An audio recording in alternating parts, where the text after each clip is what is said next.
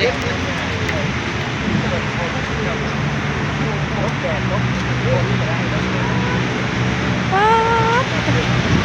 นี่แบบจักรยานนี่คือทีบได้จักรยานเพื่อนให้น้องของไทยคุ้มค่านอกจากไปเบิ่งเครื่องบินคุ้มค่าที่สุดไปดูห้างสรรพสินค้าแม่นแล้วก็มาเบิ่งสวนสาธารณะโอ้โหยอดน้องมื้อนี้ที่ว่าคุ้มค่านะก่อนที่จะกลับลาวเพิ่นก็ต้องดูว่าคุ้มค่าอีหลีแบบจุๆเลยแม่นจุใจสุดๆเลยได้เห็นถึงแบบความเจริญรุ่งเรืองห้างใหญ่ๆตึกนั้นเซอร์ไพรส์บ่เซอร์ไพรส์มากๆเลยเห็นแต่อยู่ในคลิปบ่คิดว่าสิมายืนอยู่ตรงหน้าเลยพี่น้องเห็นอยู่ในคลิปมันต่างกันต้นไอ้แจ๊บกับเห็นตัวจริงต่างกันแหงหลายใหญ่บ่ได้บ่แม่นตัวจริงเป็นอะไรตัวจริงล่ะป้าเงี้ยจนคอก็สิฮักแล้วสุดยอดเงี้ยจนคอก็สิฮักแล้วพี่น้องเอ้ยเห็นความศิวิไลของประเทศไทยสิ่งดีๆขอบใจเด้อเฮ็ดให้ลูกให้หลานเพิ่นนี่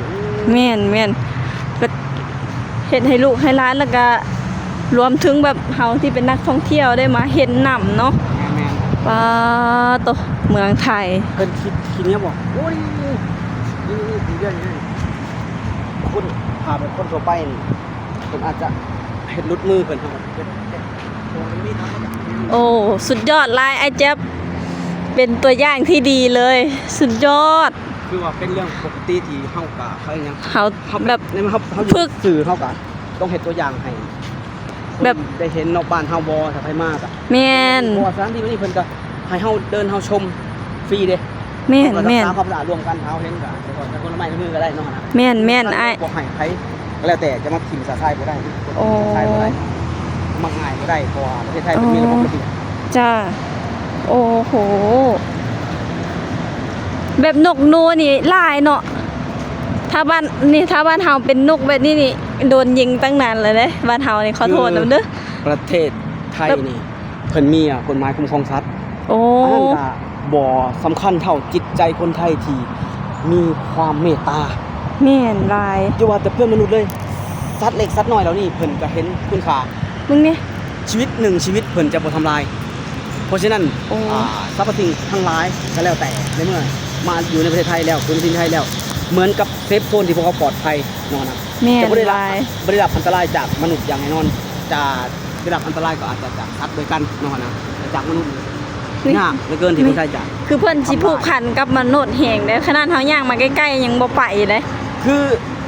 เมื่อคนบ่ใจร้ายแบบว่าเพิ่นก็คิดว่าปลอดภัยเนาะเพิ่นก็สัมผัสได้เพิ่นคิดว่าโอ้หาล่องอยู่แต่ว่าบินไปอยู่300เมตรโอ้ยบ้านเฮาน่ะอยู่ขนาดห่างกันเป็น300เมตรยังปบปึกนึงนอกแล้วโอ้เนี่ยเดินไปหาคนเลยทุกคนแบบสุดยอดแห่งอันนี้เนาะแบบความเมตตาความมันนี่เพิ่นพี่น้องนี่มึงเนี่ยโอ้แบบเพิ่นฉันนึกได้เลยว่ามนุษย์เฮาให้ความปลอดภัยแก่เพิ่นเนาะเพิ่นนี่มึงเนี่ยย่างมาหาชาวผู้ไทยเฉยโอ้ยมานี่ชาวผู้ไทยก็แพงซัดอีกผู้หนึ่งเลยทุกคนนี่โอ้ยไม่ได้เข้าเนาะถ้าได้เข้ามาเกอเพิ่นจะหักกระดอโอ้โห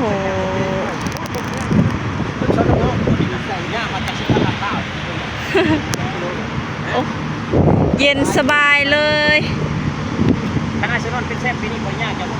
โอ้หนูลมเย็นสบาย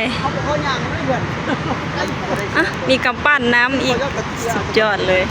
ฮะไม่เราตกบ่โอ้ยเนาะตกใจเลยที่ว่าเป็นอะไรไม่ได้เป็นอะไรใช่ไหมครับโอ้มึงเนี่ยนกกระย่างมาหาคนอีเนาะถ้าอยู่บ้านเฮาเนี่ยถือปิ้งตั้งนานแล้วแม่นบ่ไอ้ยอดถ้าอยู่บ้านเฮาถือปิ้งตั้งนานแล้วบ่นะเขาไปเห็นนกอยู่สวนมึงเนี่ยย่างมาหาคนเซยเลยโอ้ยแต่หักกระดอกุ๊ก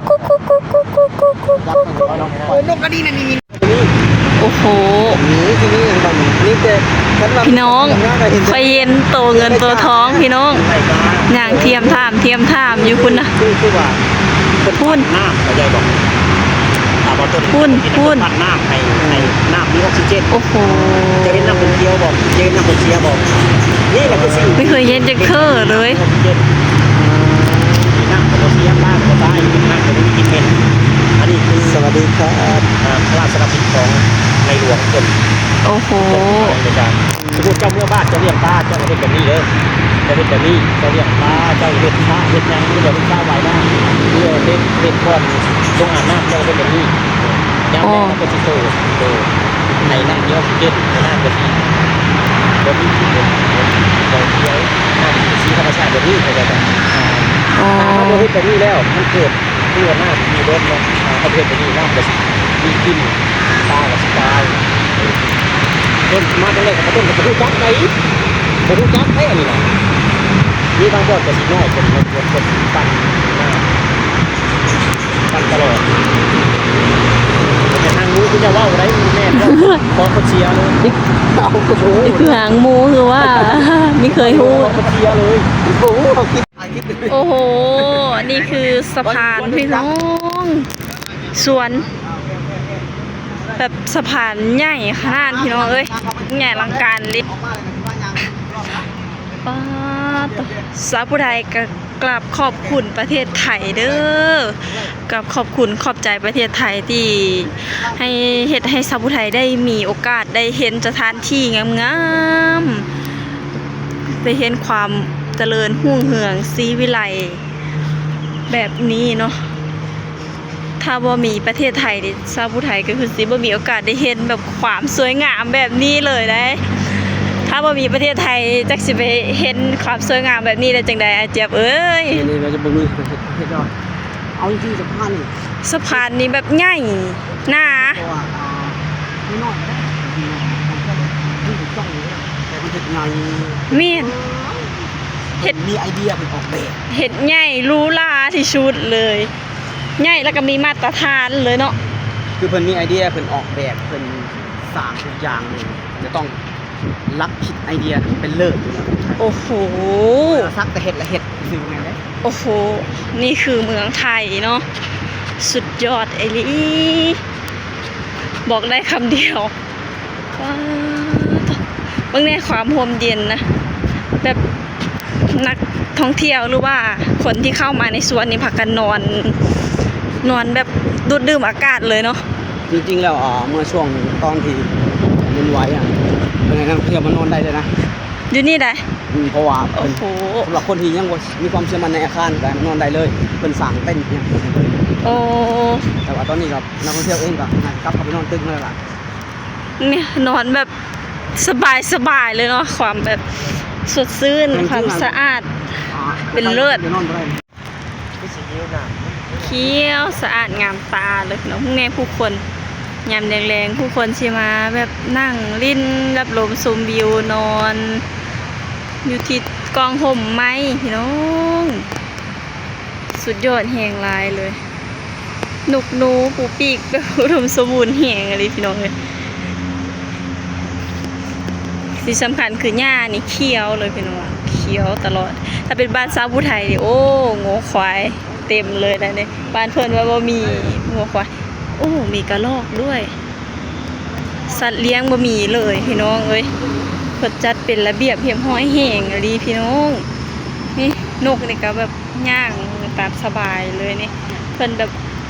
รู้สึกว่าปลอดภัยเนาะแบบอยู่กับมนุษย์แล้วก็คนไทยเพิ่นแบบคืออาแจ้ว่าและเพิ่นรักสัตว์เดเมตตาเนาะนกก็แบบรู้สึกปลอดภัยเลยแบบ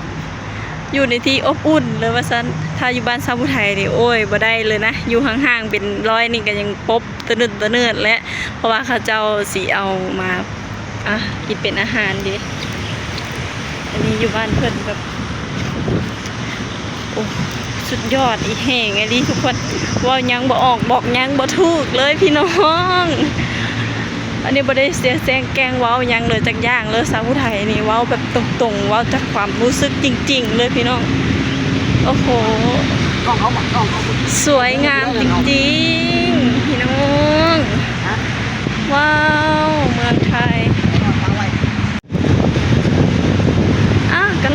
คนด้วย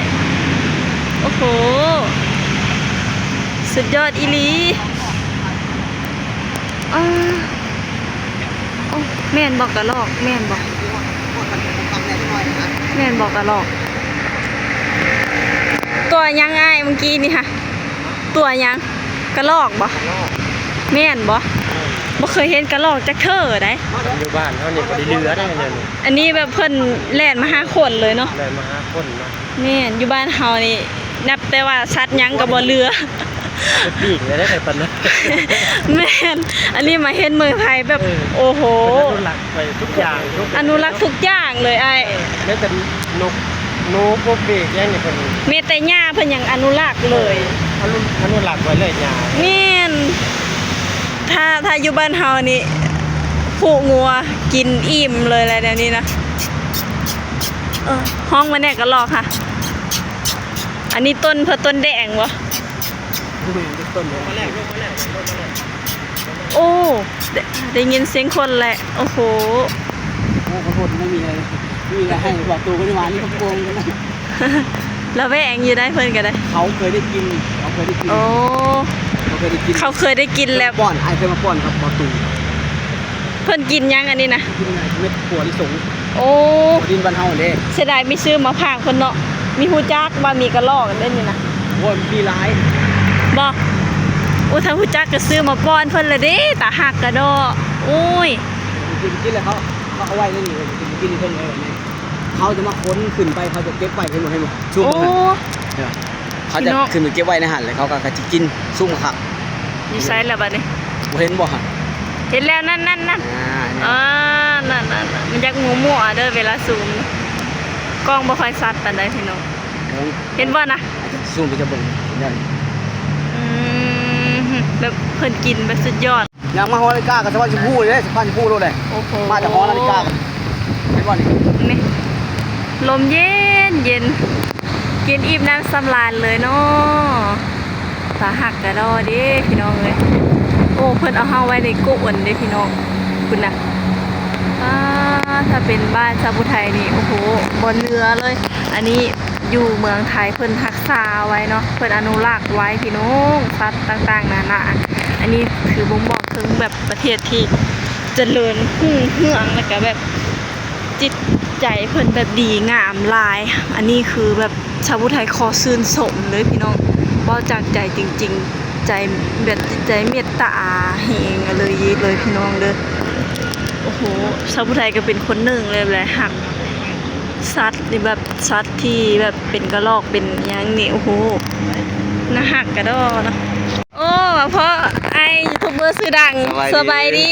เอาน้ำมาให้ โอ้ขับเจอหลายๆสบายดีไอ้น้อย สบายดี สบายดี ยังจะคน ไอ้ต้นและกะอายอด ไปพูดแล้ว มาแต่ไซเจ้าค่ะขับเจอเด้อขับเจอน้ำเด้อน้ำเย็น ไปเลย ๆขับใจน้ำเย็น ไปเดี๋ยวกันทีละนิดหน่อยครับไป ๆมีคิดมีฟัน มีคิดมีฟันเลยสิได้เพราะยูทูบเบอร์สิดังเป็นแบบ